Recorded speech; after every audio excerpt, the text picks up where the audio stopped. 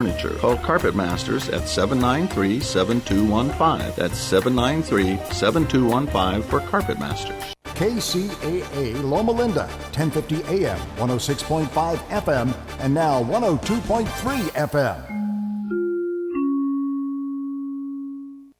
I'm Tom Busby, CNBC. The Trump administration today rolling out a new IRS tax table for companies, part of the $1.5 trillion tax reform law, instructing employers on how much money to withhold from workers' paychecks, hopefully allowing them to take more money home. On Wall Street, stocks soaring to fresh record highs today as rising oil prices boosted energy company shares. The Dow shot up 205 points, the Nasdaq up 58. Capital One hiking its minimum wage to $15 an hour. Walmart raising its starting pay to $11 an hour, paying other workers more, and it'll give out bonuses to some employees. But it's also shutting down 63 Sam's Club warehouse stores. Thousands could lose their jobs. Fiat Chrysler pumping $1 billion into a Michigan plant where it makes the heavy-duty Ram pickup truck, while Ford telling thousands of Ranger pickup truck owners not to even drive them. It's after a man was killed by a Takata airbag inflator in one. Tom Busby, CNBC. I'm Chris Walls, and I'm a truck driver from Missouri. For 13 hours a night, I sit in my truck and I drive. Out of boredom, I'll stop and eat. If I'm not doing fast food, I guarantee there's a bag of chips open on my dashboard. That was all until Andro 400. I started out 4 months ago, and since taking Andro 400, I have dropped 45 pounds. I'm sleeping better. There's no cravings. I actually don't even think about food. My knee pain went away. I've had some lower back issues, and I've noticed that went away, and I can only contribute that to Andro 400. One thing that Andro 400 said on the radio ad, does it attacks belly fat? Well, let me tell you, it did. The second month is where I saw a drastic change in the size of my stomach. I've lost 6 inches. This product really does work. So guys, if you'd like to experience similar results, then get Andro 400, the safe, natural, and inexpensive way to boost your testosterone. Go to andro400.com or call 888-400-0435. 888-400-0435. NBC News Radio, I'm Brian Shook. The White House is defending President Trump's stance on immigration after a report that he used a vulgar term to describe countries like Haiti and African nations. According to the Washington Post, Trump used the profanity-laced description while talking about immigration with lawmakers in the Oval Office. The White House responded with a statement that didn't deny the report. Instead, it noted the president is fighting for Americans, not people from other countries. Republican House Speaker Paul Ryan is being pressed about some confusing tweets from President Trump today. It's well known that he has concerns about the domestic FISA law. That's not what we're doing today. Today was 702, and Title VII, which we're doing today, is foreign terrorists on foreign soil. Trump first attacked and then expressed support for reauthorization of a foreign surveillance program. In a Capitol briefing today, Ryan said Trump has concerns about other parts of FISA, the Foreign Intelligence Surveillance Act. The first flu-related death of a child is being reported in New York State. Lisa G. reports. The state health department, in an effort to protect the family's privacy, would only say the death happened downstate. 8 children in the state died of the flu during the 2016-17 flu season. And over the past 4 years, there have been 25 pediatric flu deaths in the state. The report comes as cases of the flu spike around New York State. According to the health department, over the past week, cases of the flu rose 37%, and doctors are still encouraging people to get the flu shot. Lisa G., NBC News Radio, New York. President Trump believes he gets along with North Korean leader Kim Jong-un. In an interview with the Wall Street Journal, Trump claimed he probably has a very good relationship with Kim. Trump was asked if he's spoken to Kim, but he refused to admit anything, saying, "I'm not saying I have or haven't." The president has repeatedly blasted North Korea's leader on Twitter. You're listening to the latest from NBC News Radio. So, you want to be in show business. Do people tell you that you're really funny, you have a great personality, and you should have your own talk show? Many of us have been told that, but we don't know how to get started. It's easier than you think. Let the pros at Cali Vegas give you a free talent evaluation. Call 949-445-1119 and learn how quickly you can create, produce, and host your very own talk show. Imagine not having to sit in traffic every day, commuting back and forth to the same old boring job. Get started in television or radio today with your free talent evaluation from Cali Vegas. Call 949-445-1119 or visit them online at calivegas.com. Make your dream come true today and create your new career and learn how to become a television or radio star with the help of Cali Vegas. 949-445-1119. Call now.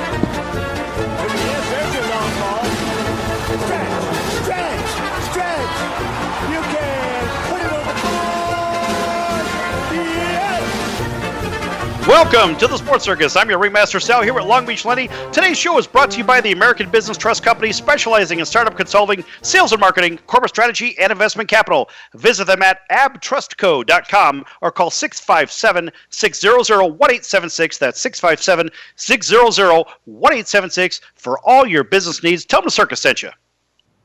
About a big round of applause for them. All right, a big welcome to everybody listening in on iHeartRadio as well as our NBC Sports affiliates from coast to coast. Folks, we got a big show today coming up in just a little while. We're going to have Leigh Steinberg, the Godzilla of sports agents, an author, best-selling author that is. Also, we're going to have a NASCAR report. And Long Beach, Lenny, what's going on today, buddy? Things are good, Sal. Yeah, everybody remembers, most people remember that one movie, Ferris Bueller's Day Off. I mean, most everybody on the planet has seen that. There's one character in there, Sal. His name, Principal Rooney. Why are we saying that, Sal? We're saying that because the Raider Nation hired... Oh, wait. The Raider Nation, did we say, Sal? The Raider Nation.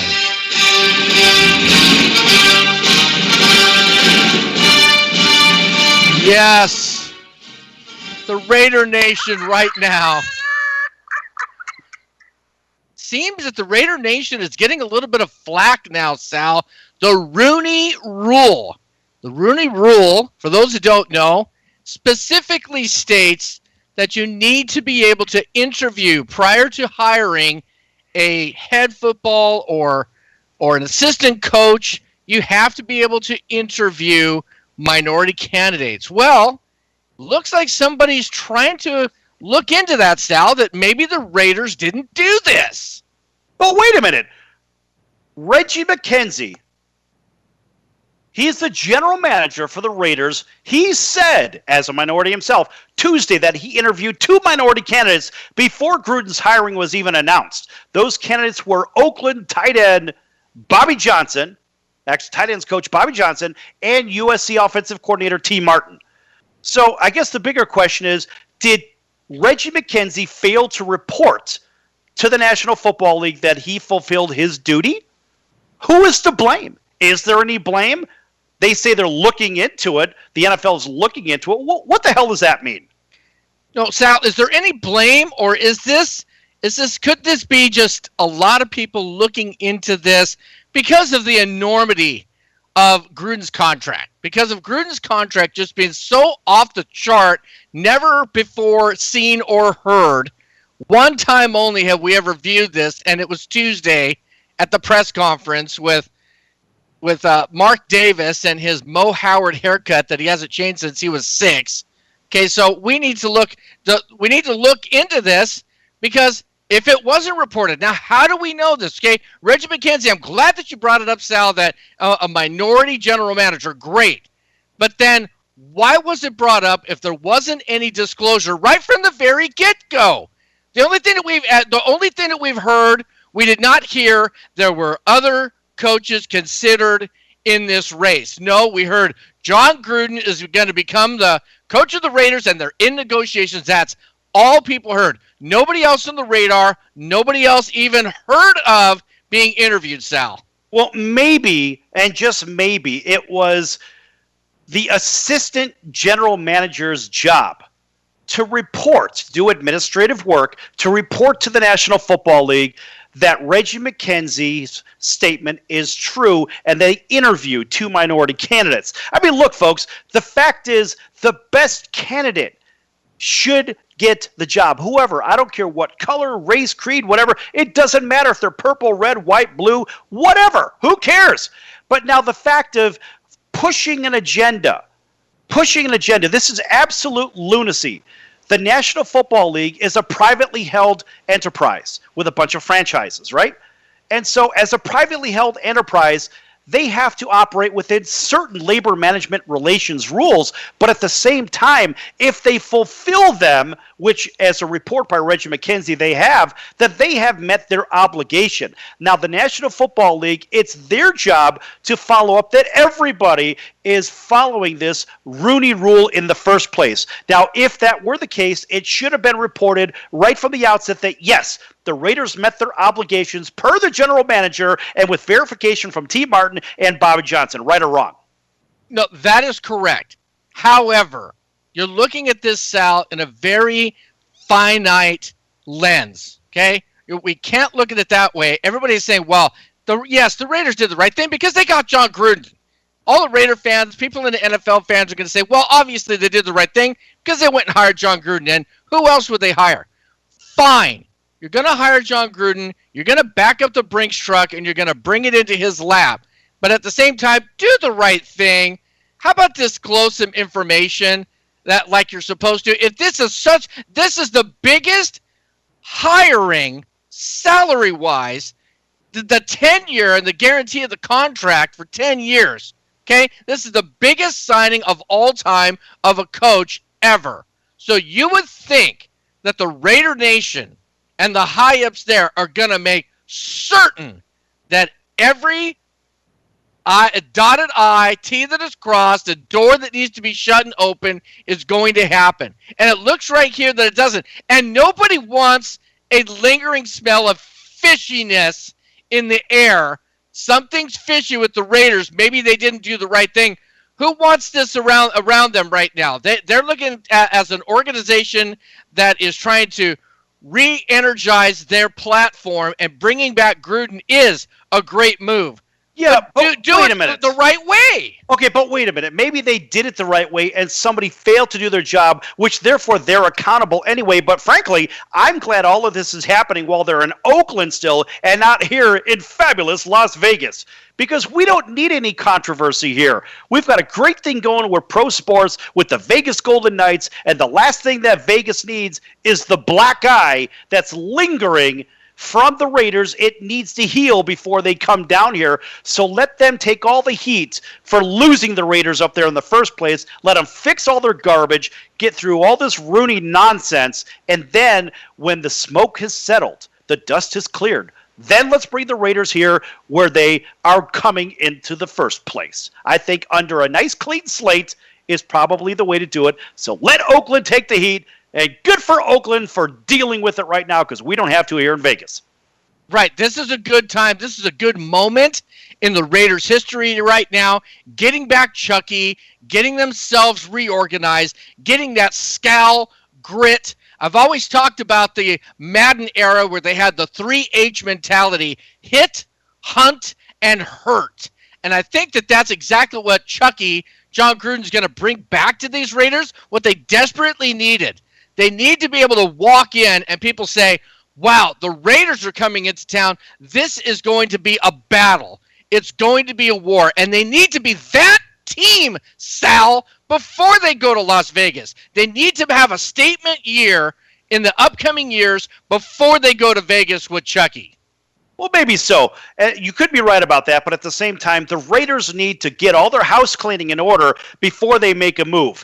And the one thing I didn't like here in the last minute of the segment is when they broke ground on the stadium here in Las Vegas, you know, some bozo took one of the Kansas City Chiefs towels or whatever, and they put it at the bottom underneath the dirt, whatever. You know what I think they did, Lenny? I think that they left some kind of a poltergeist situation under the stadium in a burial underneath the new stadium here in Oakland. I think it was the wrong thing to do. Why would you put Kansas City Chiefs anything under the stadium?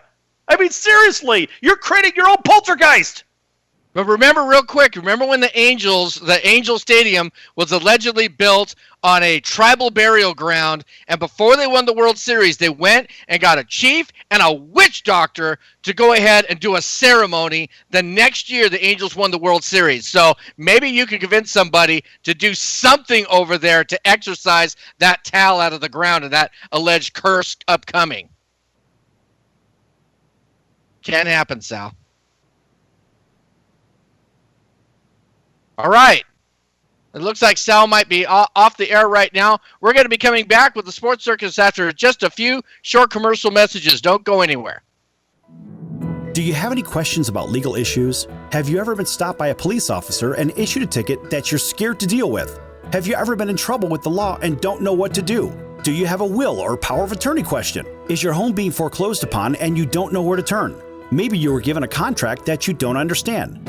For freedom and a worry-free solution, call for Legal Shield today at 213-245-1305. It's that simple. You will have access to high-quality law firms that will fight for you for less than $1 a day. Peace of mind is just a call away. That's for Legal Shield. Call 213-245-1305 or visit us at nocourt.us. It's justice for all and not justice for some. Are you a small business owner or pursuing the dream of starting your own company? Do you know where to start or how to grow that existing business? The American Business Trust Company has the answers you need. The American Business Trust Company can help you with startup capital, business strategy, sales and marketing, and establishing your company with a physical location or on the internet. You decide. You bring the idea, the American Business Trust Company can help with the rest. For a free evaluation, you may visit them online at abtrustco.com. That's ABTRUSTCO.com or call them at 657-600-1876. That's the American Business Trust Company, 657-600-1876. Call them today. They can help your business right away.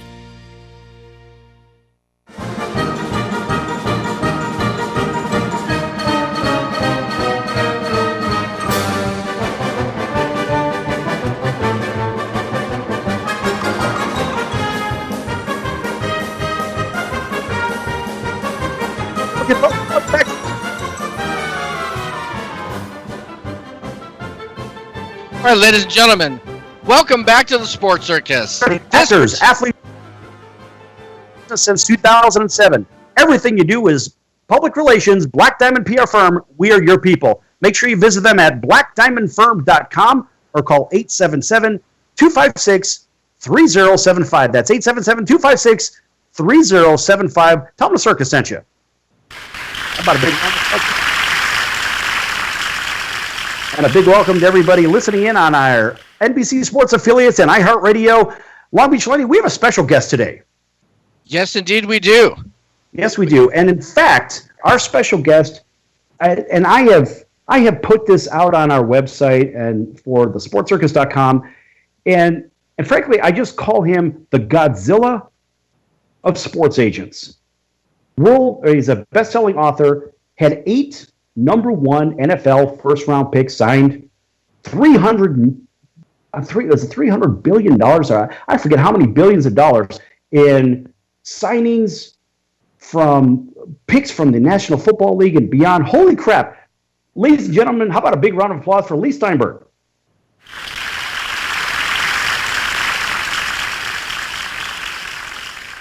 How you doing today, Leigh? I'm great. Thank you for the introduction. Oh, well, you could probably do a better job myself or than I did, but at the end of the day, I tried to put something together that doesn't really take 10 minutes to do, because for the decades that you've been in your line of business, I mean, $3 billion in contracts. That's nuts. Absolutely insane. But for me, what I'm very interested in is I would like to know a little bit more about the evolution of the sports agent, the need and the uses for a sports agent. You know, when you started back then, I mean, it really wasn't around, but you created a whole new space that was desperately needed, wasn't it? I was living in a dorm at UC Berkeley, working my way through law school, and they moved the freshman football team into the dorm. And there was a student named Steve Bartkowski, and he ended up being the very first pick in the first round of the NFL draft in 1975. And he asked me to represent him. So I had just got out of law school, brimming with experience, and I had the first pick in the first round of the draft, and we got lucky. We got the largest rookie contract in NFL history. Well, most of the players at that point either took what the team offered them or they had their parents negotiate for them. But there was no recognized right to have an agent at all. And a general manager could just slam the phone down and say, we don't deal with agents.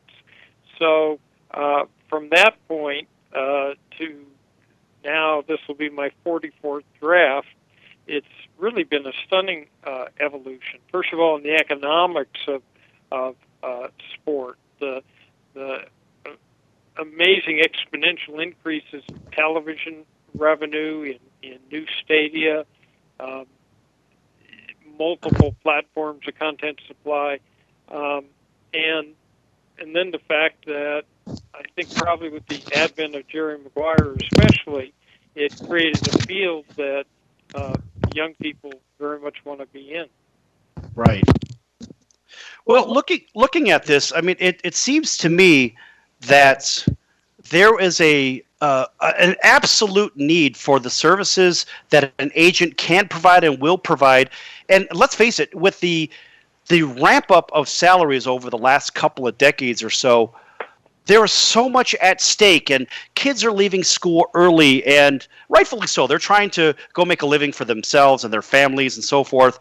But there also has to be the delicate balancing act of how do you determine what the number could be or would be.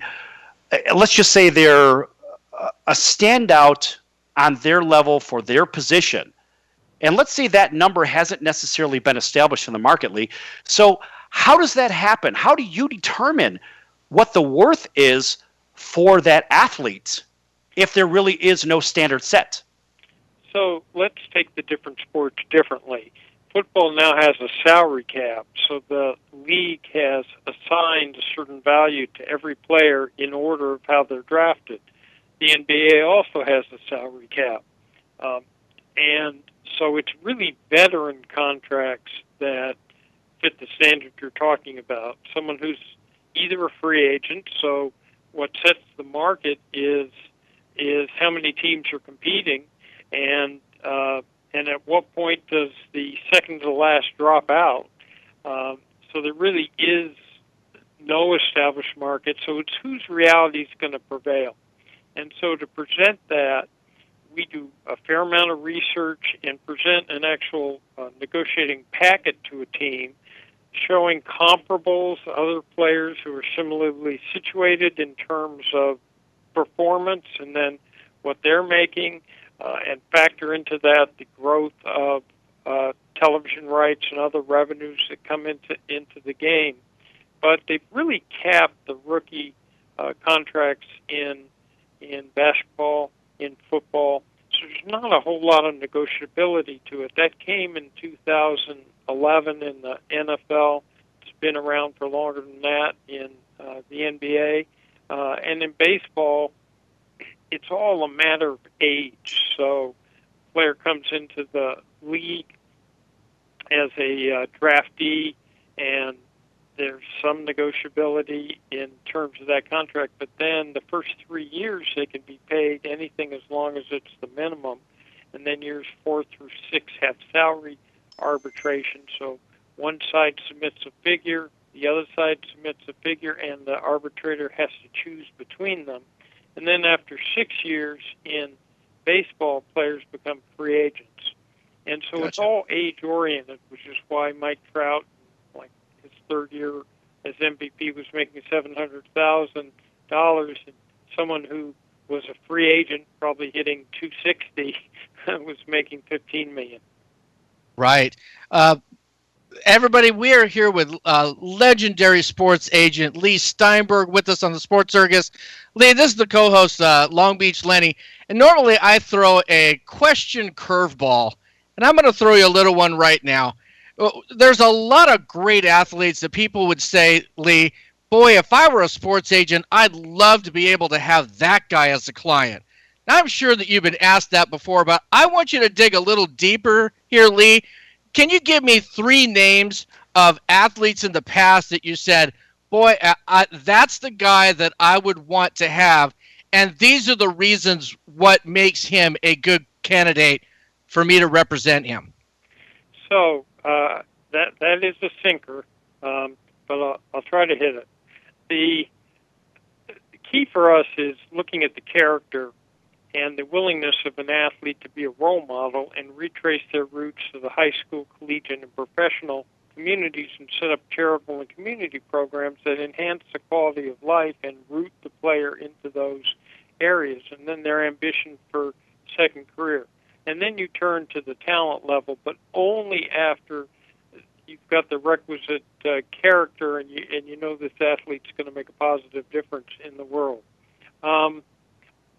So who's intriguing to me are the dominant generational athletes that we've had in our time. And so that would be Tiger Woods at his peak in golf. It would be LeBron James in basketball. It would probably be Tom Brady in football. But these are athletes whose profile is so high that, first of all, they're exciting in terms of contract negotiations. They're challenging and fun in terms of marketing, and they can be superb role models. So some of those athletes, Muhammad Ali at his peak, Michael Jordan at his peak, were the best-known people in the whole world. So probably, now I've done in football the first pick in the NFL draft 8 different years and 62 first-round draft picks, but if you're talking about the ones that got away, it would be players like that. Well, it's hard to imagine that having 8 number 1 draft picks in the National Football League would even amount to anybody saying, "Oh, some got away." I mean, it's a monumentous feat. I mean, on the Mount Rushmore of sports agents, I think you're probably the first head up there. That's for sure. Well, I think it's going to be hard for someone to ever quite do that again. We also have had, over the years, a huge baseball practice, done lottery picks in basketball and boxing, Lennox Lewis, Evander Holyfield for a short while, and Oscar De La Hoya, the U.S. Team in the World Cup all the way back in 1994, Brian Boitano, and ice skaters. So it's fun to delve in all the different areas. But again, I think the power of it comes from the fact that these athletes have raised close to $1 billion in charity and community, and also they can do messaging. So if Lennox Lewis says real men don't hit women in a public service announcement, it can permeate the perceptual screen that young people put up against authority figures and make an impact on something like domestic violence, or Oscar De La Hoya and Steve Young, Prejudice is Foul Play. So part of what you're looking to do in representing someone is to represent them holistically, so that you're thinking about the impact they're making in the world, you're thinking about laying the foundation for second career, and mentoring them so that they're as effective as they can be in the sport. Right. Okay, so Leigh, here in the last minute, I'd like to find out if there's any causes or extra interest that you'd like to get out there for the listening audience from coast to coast over our NBC Sports affiliates to listen to. Maybe you want them to look into something, maybe some things that are of a personal interest to you, or causes that you're promoting.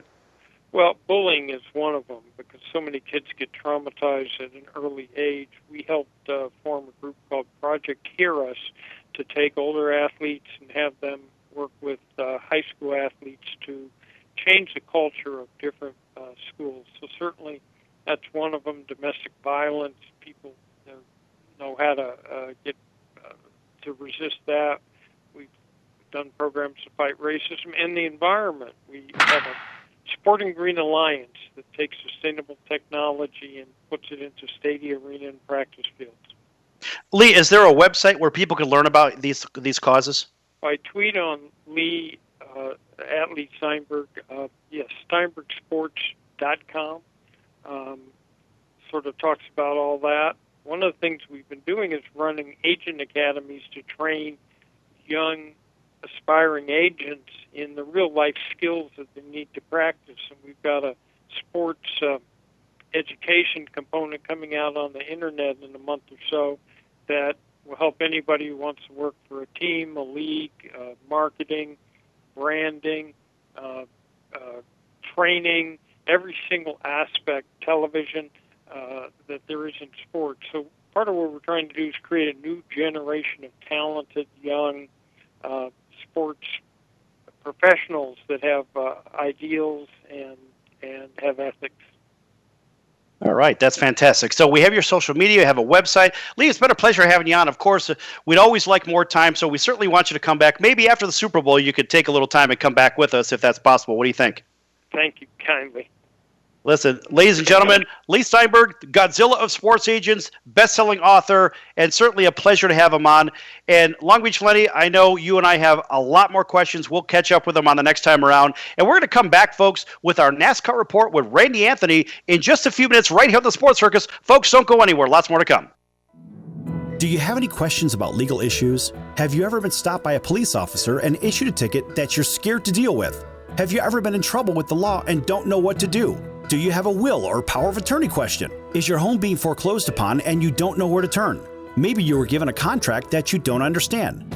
For freedom and a worry-free solution, call for Legal Shield today at 213-245-1305. It's that simple. You will have access to high-quality law firms that will fight for you for less than $1 a day. Peace of mind is just a call away. That's for Legal Shield. Call 213-245-1305 or visit us at nocourt.us. It's justice for all and not justice for some. So, you want to be in show business. Do people tell you that you're really funny, you have a great personality, and you should have your own talk show?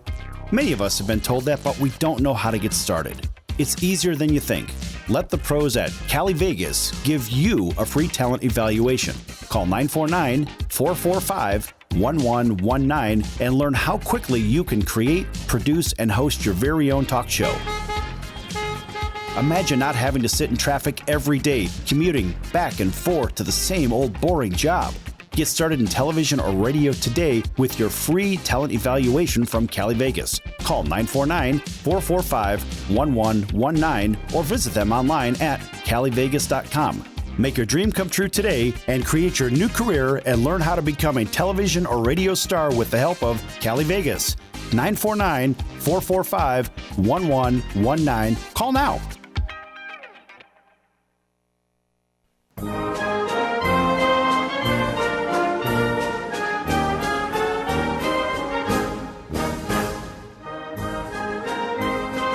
All right, ladies and gentlemen, welcome back to the Sports Circus.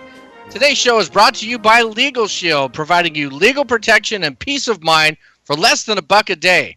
Maybe you got a ticket for speeding, texting, driving, or even a DUI, or maybe you got a court ticket and you're just too scared to go. Maybe somebody gave you a contract you just don't understand, but never fear, for less than $1, Legal Shield can help you. Call Legal Shield today at 213-245-1305 right now, or you can go to nocourt.us. That number again, 213-245-1305. Call Legal Shield right now. They will help you out. And ladies and gentlemen, we've got a great treat for you all. Right now on the line, we have Randy Anthony, our NASCAR report correspondent. How about a round of applause for Randy? Wow, thank you. Thank you very much. Not sure I deserve a round of applause, but thank you. You're very welcome, Randy. Well, we have two locations here. I'm in SoCal and Sal's in Vegas, and we sure appreciate you coming on here. Wanted to ask you a little bit here, Randy. Now, as far as with your affiliation, how long have you been covering NASCAR? Well, let's see. I grew up in Charlotte, North Carolina, and went to my first races at 9 years old. I obviously wasn't covering NASCAR then, but starting a number of years later, I started covering the sport and been involved with it for many, many years, and been a fan for even longer. So I'm probably not the top of the line NASCAR guy, but I sure know a whole lot about it. Well, that's good, my friend. We sure appreciate that because some people, we do have a following, nationally, NASCAR is a big deal. I mean, a lot of people don't think that, Randy, but it sure is. It is in the conversation. It has got a great following. Wanted to ask you now, as far as with the title sponsor, Monster Energy, wanted to ask you a little bit about that. I know that we'd had some show notes here. As far as about an extension on a second year, can you bring that up and let us know what that's all about? Let's just kind of go back. Of course, Sprint was the previous sponsor, and they had notified NASCAR a year ago that they were going to be stepping back, and NASCAR went on an extensive search, and Monster Energy stepped up to the plate and ponied up the money to be the title sponsor of NASCAR. And they did a one-year deal with an option for the second year. In the original contract, Monster was supposed to say in December of last year, December 17, okay, we want to go forward with our option or we don't. Monster since then asked for an extension of time, and I understand now, unconfirmed, that they may be asking for an additional extension which would go into the season. I mean, we're 38 days away from the biggest race of the year. Pardon me for using the phrase Super Bowl, but at NASCAR, we refer to the Daytona 500 as the Super Bowl of our sport. It happens to be the very first race as opposed to the last football game of the year. And so Monster Energy's kind of, we don't know if they're going to be the title sponsor or not. They've not come out and officially made that decision. So that's kind of where that is. And so going forward, we're just kind of waiting for those guys to say, hey, we're in or hey, we're out. And if they're out, that kind of leaves NASCAR in a precarious situation without a title sponsor. Not that the races won't go forward, but from the days of the 70s when the cigarette company sponsored the NASCAR tour as it is, through the decision by the courts to make that go away, and then of course the telephone company at the time, it was Nextel, bought by Sprint, which became the Sprint Cup and now Monster Energy Cup.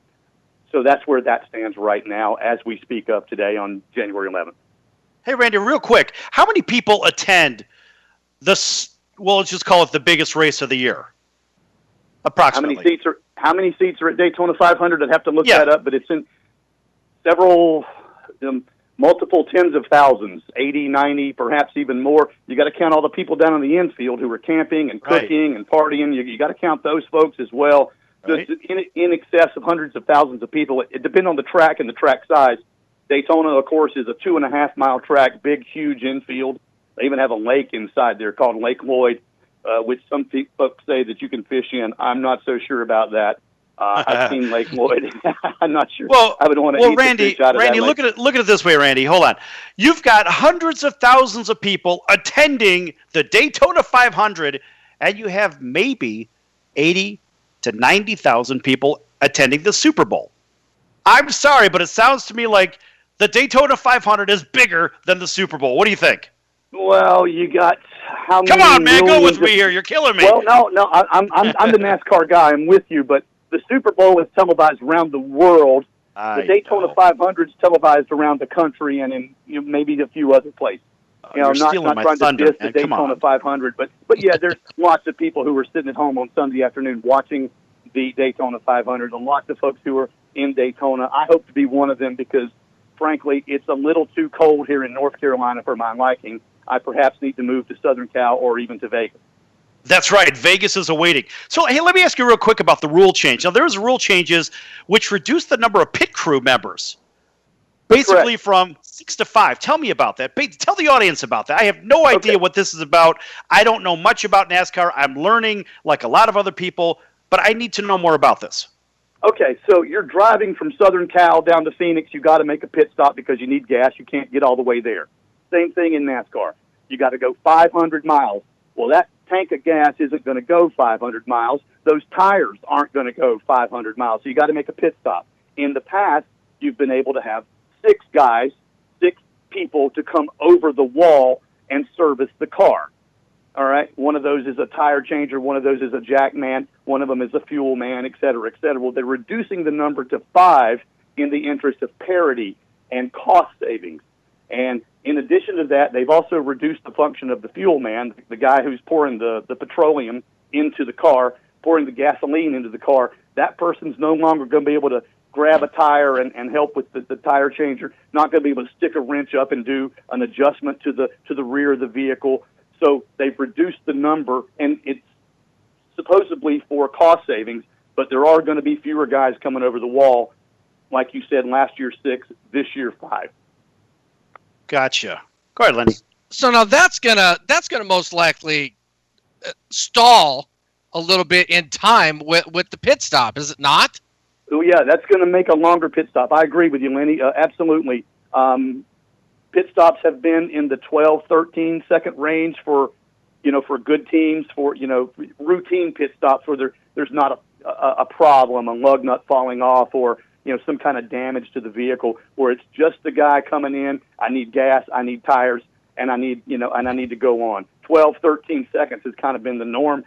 I think that's going to make 13, 14, maybe 15 second pit stops more plausible. However, that said, these guys are very, very good at what they do. They practice all week. It's a full-time job. It's used to be years and years ago that it was just guys showed up on the weekend and hey, we're going to change some tires this weekend. Hey, we get into the race free. It's not like that anymore. These guys are they're athletes. They train. They work 50, 60, sometimes more hours a week, and they do pit stops, mock pit stops all day long. But to your point, Lenny, yeah, I think it's going to increase by a second, maybe 2, the length of that pit stop. And when people look at that, see, you hit on something really big. And one thing is that people look at NASCAR drivers in general and say, well, I could get in there and do that. That's not being an athlete. That's just being a driver. I could drive a car. I love the need for speed. It is not like that one bit, Randy. These guys had to be in some serious condition. You try to take an automobile that has that much horsepower in it, that much torque, and you're going around the track. You're having a very, very tight, as far as with the steering mechanism, it is a short turn. It is not a hand over hand turn to the left. It is not that whatsoever. And another thing, let's mention that there's other cars that are going way over 100-something miles an hour trying to get position. It is strategy, but it is fitness as well, my friend, because you can't be a real heavy guy in the car. You cannot be that guy. You have to have a certain weight, and it makes a difference in the speed. Am I right? No, absolutely. So let me just liken this to something our listeners can get into. All right, you park your car in Los Angeles at your office all day long out in the heat. It's a black SUV, let's say. You go and get in that black SUV at the end of the day after your car's been sitting in the 80, 90-degree heat all day. You can't turn on the air conditioner and you can't roll the windows down, and you got to go get on the I-5 and drive for 2 hours. Now, are you an athlete? Are you sweating? Are you hot? Yeah. So, no, not everybody can do this. I couldn't get in the car and do it. No way. Maybe you are sweating. You're sitting in traffic. Maybe you are sweating. Who knows? Could be road rage ahead of you. Who's to say they aren't athletes? You're absolutely right, and I've had this conversation with folks over the course of years about basketball players are this or football players are that. If you don't think NASCAR is a contact sport, you're probably not watching it for the same reasons most of the fans that I know are. It's a very, very big contact sport, and yeah, you got to train. You've got to be in shape. You better be hydrated before you get in that vehicle. And sometimes in the summer and some of the hotter races, these guys get out and you see them pouring water over themselves or pouring water down their uniform, much like an August college football game where it's just hotter than Hades, and you got all these pads on and you're hitting these guys and tackling these guys and you get grass and stuff. It's the same exact thing, except maybe even a little bit hotter, because you can't get out of that car. You don't get to go to the sideline you don't call a timeout. There's none of that in NASCAR. Well, Randy, take a quick 30 seconds before we go to break and tell everybody, what do you mean by contact sports? Wrecking, crashing. Not just wrecking, but bumping for position and so forth, right? Moving cars out of the way, right? Well, there's a saying, rubbin's racing. I'm gonna rub this guy a little bit. I'm gonna get down on his inside. I'm gonna take the air off of his spoiler. I'm gonna push him up out of the way. He won't let me pass. He's trying to block me. So I'm gonna do what I can. I'm not gonna just run into him totally like that, but I'm gonna nudge him a little bit, get him out of my way. If that makes him get sideways, oh well. Get out of the way! Sideways. Right. So, hey, Randy, are you going to stick around with us for the next segment? Sure, I can. All right, see, sold. The fish are biting today, folks. All right, we're going to be back here at the Sports Circus with Randy Anthony and continued NASCAR report in just a few moments right here on the Sports Circus. Folks, don't go anywhere. Do you have any questions about legal issues? Have you ever been stopped by a police officer and issued a ticket that you're scared to deal with? Have you ever been in trouble with the law and don't know what to do? Do you have a will or power of attorney question? Is your home being foreclosed upon and you don't know where to turn? Maybe you were given a contract that you don't understand.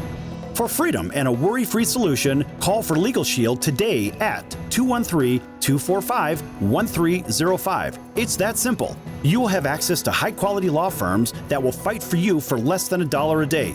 Peace of mind is just a call away. That's for Legal Shield. Call 213-245-1305 or visit us at nocourt.us. It's justice for all and not justice for some.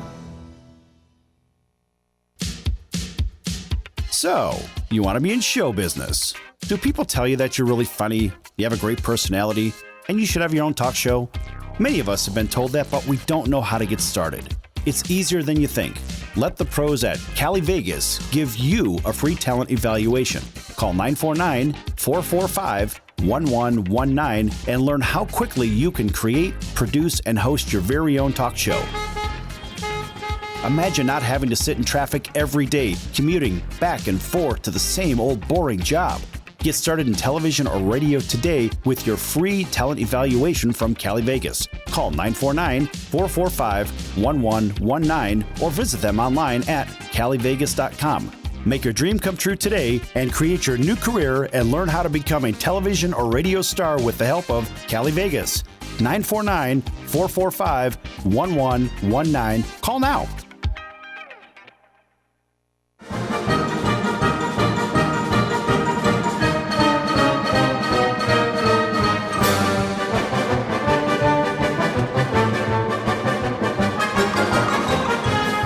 All right, ladies and gentlemen, welcome back to the Sports Circus.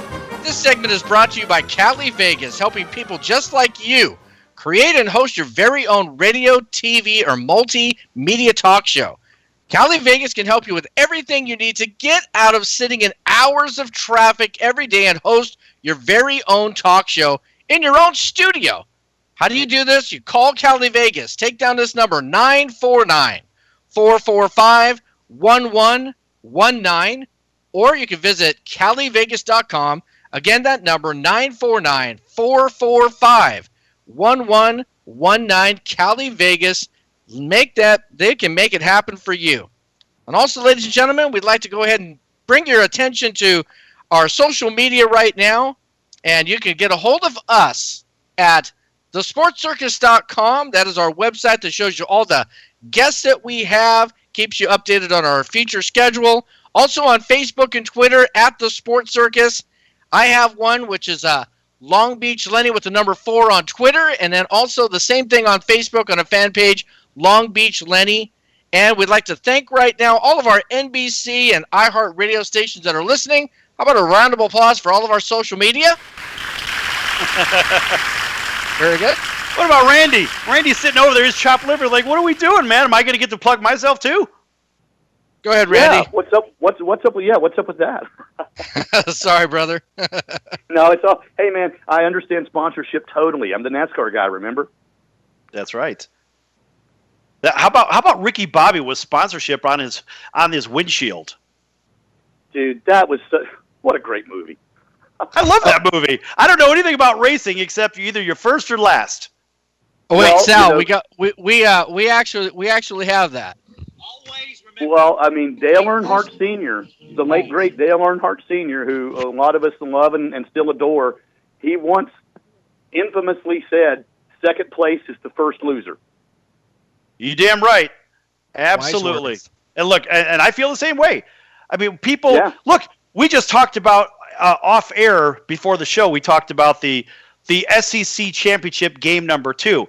In my opinion, those guys, that was the first team to lose.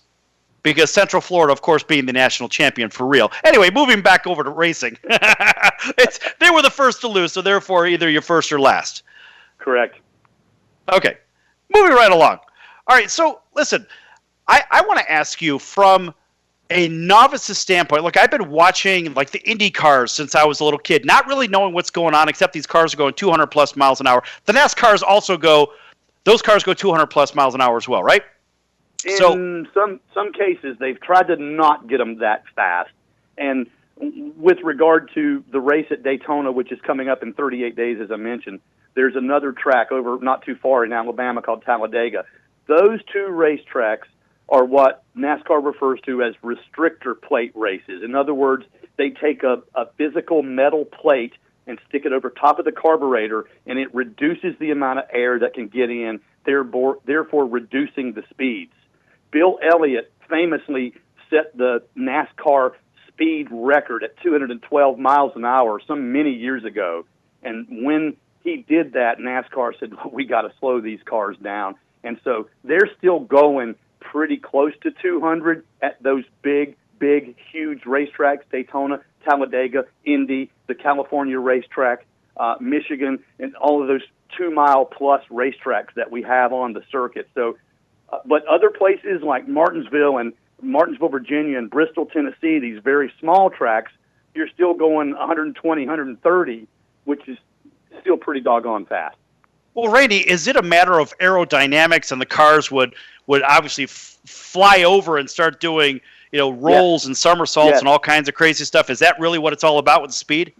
Yes. And also NASCAR, since cars started doing that, NASCAR has put in lots of different things. If you've ever watched a race recently and a car gets turned around, you'll see flaps come up out of the roof.